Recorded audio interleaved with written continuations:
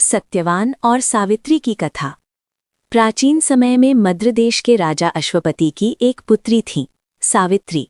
वो अत्यंत बुद्धिमान, साहसी और पतिव्रता स्वभाव की थी। जब उसके विवाह का समय आया तो उसने स्वयं अपने पति का चयन करने का निश्चय किया। वन में भ्रमण करते समय सावित्री की मुलाकात सत्यवान नाम के एक राजकुमार से हुई, जो अपने अंधे और राज्य से वंचित पिता के साथ वन में साधारण जीवन जी रहा था।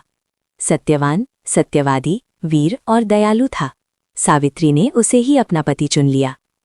लेकिन ऋषियों ने सावित्री को चेतावनी दी कि सत्यवान की आयु बहुत कम बची है और विवाह के 1 वर्ष बाद उसकी मृत्यु निश्चित है। फिर भी सावित्री अपने निर्णय से पीछे नहीं हटी और उसने सत्यवान से विवाह कर लिया। विवाह के बाद सावित्री अपने सास ससुर और पति की सेवा में लग गई। जैसे जैसे वो नियत दिन पास आने लगा, सावित्री ने कठोर व्रत और तपस्या शुरू कर दी। जिस दिन सत्यवान की मृत्यु का समय था, वो लकड़ी काटने वन में गई और सावित्री भी उसके साथ गई।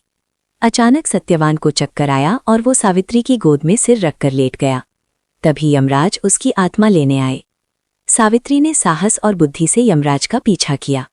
यमराज ने उसे लौट जाने को कहा, पर वो अपने पति के प्रति समर्पण के कारण पीछे नहीं हटी।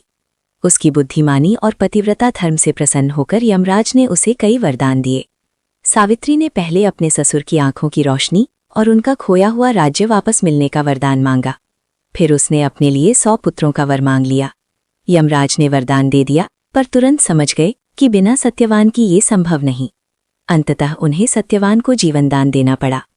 इस प्रकार सावित्री के प्रेम, निष्ठा और बुद्धिमत्ता से सत्यवान को नया जीवन मिला और वे दोनों सुखपूर्वक जीवन बिताने लगे।